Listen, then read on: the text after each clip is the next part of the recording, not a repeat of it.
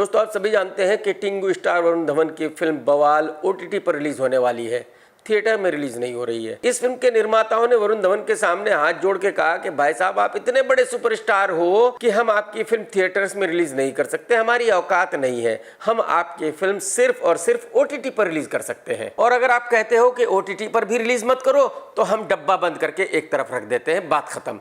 वरुण धवन ने कहा कि ठीक है सर, आप ओटीटी पर ही रिलीज कर दो। तो इस फिल्म का ट्रेलर रिलीज हो चुका है और मैं उसी का रिव्यू करूंगा। लेकिन भाई साहब अगर आपने अब तक चैनल सब्सक्राइब नहीं किया तो कर लो, घंटी नहीं दबाई तो जरूर दबा दो। आप घंटी नहीं दबाओगे तो नोटिफिकेशन नहीं मिलेगा जब मैं नया वीडियो डालूंगा। दोस्तों जैसे ही ट्रेलर चालू होता है लखनऊ दिखाया जाता है और एंट्री होती है टिंगू एक्टर वरुण धवन की एक बाइक पर, और पीछे से डायलॉग शुरू होते हैं जिनमें बताया जाता है कि ये टिंगू एक्टर उर्फ वरुण धवन उर्फ अज्जू भाई बहुत बड़ा झूठा है, लोगों को झूठ बोल बोल कर चूना लगाता रहता है। वरुण भाई झूठ बोलने के लिए थोड़े कद काठी की भी जरूरत होती है, क्योंकि अगर आप झूठ बोलोगे तो कोई भी चमाट लगा के चला जाएगा, लेकिन वो आपके पास है नहीं, तो फिर आप ऐसे रोल चूज करते क्यों हो यार? भाई कम से कम एक दफा आईने के सामने खड़े होकर देख लो कि आपकी हाइट कितनी है, वजन कितना है, इतने इतने से हाथ है, इतने इतने से पैर है। भाई साहब क्यों ऐसे रोल चूज करते हो? मत करो ना भाईजान। अब वरुण खुद से ही कहता है कि बेटा माहौल ऐसा बनाओ कि पब्लिक को माहौल याद रहे, रिजल्ट नहीं। अरे मेरे टिंगू स्टार वरुण धवन साहब, माहौल बनाने के लिए अमिताभ बच्चन जैसी बॉडी चाहिए, विनोद खन्ना साहब जैसी बॉडी चाहिए। आपकी बॉडी से माहौल कैसे बनेगा भाई? क्या कह रहे हो यार? अब टिंगू स्टार कहता है कि भाई निशा जैसी लड़की हमें मिल जाए ना तो अपनी इमेज और भी सेट हो जाएगी, माहौल फुल बन जाएगा। और बोनी कपूर की बेटी जानवी कपूर की एंट्री होती है। मतलब एक नेपो किड कम था जो दूसरी नेपो किड भी आ गई। अब मुझे आप ये बताइए कि जब वरुण धवन अकेला ही किसी फिल्म को बर्बाद करने के लिए काफी है, तो उसमें अगर जानवी कपूर भी आ जाए भाई साहब तो फिर तो सोने पे सुहागा है।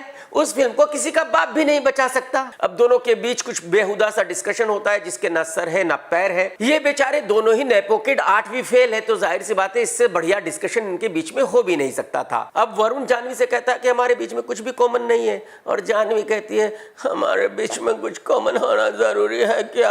भाई साहब जब ये लड़की डायलॉग बोलती है ना, समझ में नहीं आता कि लड़की बोल रही है या लड़का बोल रहा है। समझ में ये भी नहीं आता कि रात में बिस्तर में लेट के कोई बोल रहा है या दिन में बोल रहा है। अरे भाई साहब, अरे नेपो किड्स, माफ कर दो बॉलीवुड को यार। अब दोनों की शादी हो जाती है, हनीमून पर जाना है, लेकिन अज्जू भाई को निशा को यूरोप लेकर जाना है। तो जाहिर सी बात है किसी ना किसी से झूठ बोलेगा, किसी ना किसी को बेवकूफ बनाएगा, पैसे लेगा तभी तो यूरोप जाएगा। तो जब वरुण ये बात अपने बाप को बताता है तो बाप कहता है कि मेरे ही साथ चीटिंग करेगा। वरुण कहता है नहीं नहीं, आपके साथ थोड़ा ही करूंगा। अब ये निशा को यूरोप लेकर के जा रहा है और एयरपोर्ट में ऐसे झुक के चल रहा है। एक तो हाइट ही 2.5 फीट 3 इंच, ऊपर से ऐसे झुक गया है तो बिल्कुल ऐसा लगता है जैसे 1 फीट का बौना जा रहा हो। और भाई साहब वहां जो इंग्लिश बोलता है, आए आए आए वरुण भाई वरुण भाई, एक्टिंग साहब का कोई लेना देना नहीं है दोस्त, क्यों ट्राई कर रहे हो?